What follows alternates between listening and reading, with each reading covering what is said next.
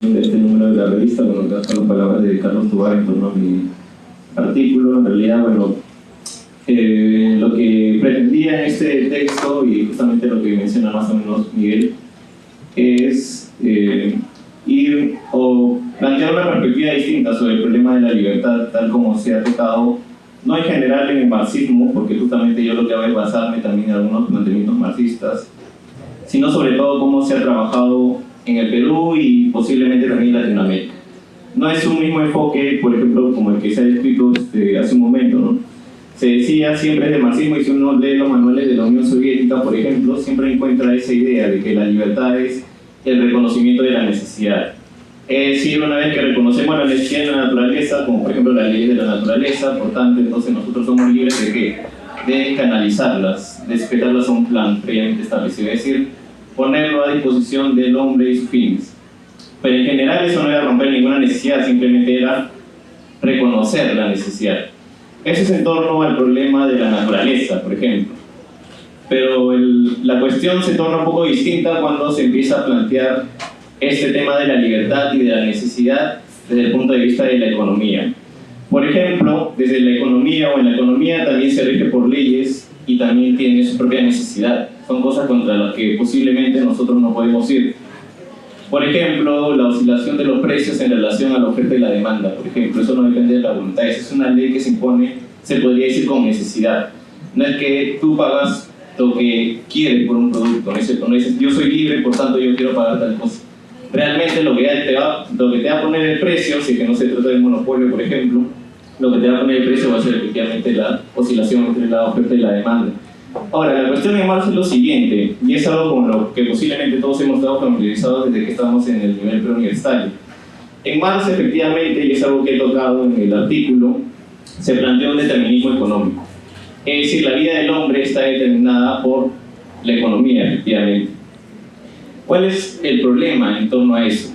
Marx, en primer lugar, plantea que está determinado por la economía, es decir, el hombre se forma en una sociedad y en esa sociedad el hombre se ve obligado, por ejemplo, a desenvolverse en una actividad determinada. En esta sociedad, por ejemplo, en la que hay división del trabajo, entre otras cosas, el hombre efectivamente no es libre, el hombre está sujeto a la ley de la economía. El hombre, por ejemplo, no dispone del empleo tal y como él lo quisiera. Eso va a depender de las relaciones en la economía de mercado, por ejemplo. Si el hombre se va a alimentar adecuadamente, si va a acceder a bienes como la salud, entre otras cosas, eso depende también, efectivamente, en última instancia, de la economía. Por tanto, se puede decir que en realidad el hombre no es el que controla la economía. En realidad, cualquiera de los que estamos acá no tiene la libertad de ejercer su voluntad sobre la economía. Más bien lo que hacemos nosotros, por ejemplo, cuando nos adoptamos un empleo, entre otras cosas, es más bien someternos a la ley de la economía. Es decir, reconocer esa necesidad y someternos a las leyes. Ahora, el problema sería en torno al concepto que se tenía de libertad. Si la libertad es reconocimiento de la necesidad, entonces, llevado al plano de la economía y al plano de la sociedad, lo que quisiera decir esto, o lo que pretendería decir, es que el hombre tendría que ser libre cuando reconoce la necesidad de la economía, por ejemplo, de las leyes de la economía.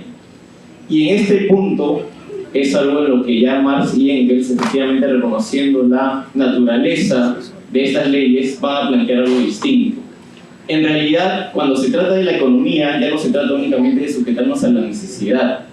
En realidad, lo que dicen es la economía nos ha ido gobernando a los hombres como si se tratara de leyes naturales. Contra las leyes naturales, por ejemplo, el hombre no puede hacer otra cosa, efectivamente, más que planificar, sujetarlo a un fin determinado, pero no puede romper con esa necesidad.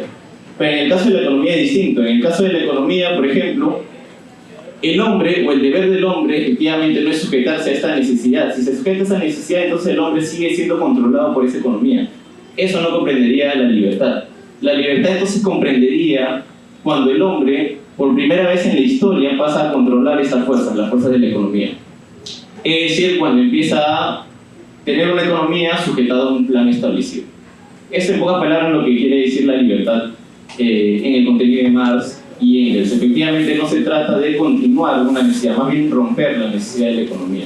Entonces Marx plantea así efectivamente un determinismo económico, pero no lo plantea en el mismo sentido que se plantea la necesidad en la ley de la naturaleza. Por el contrario, lo plantea de una manera bastante distinta. Bien, esto en general son algunas cosas que se han visto por parte. Marcha sí, contra marchas en avance.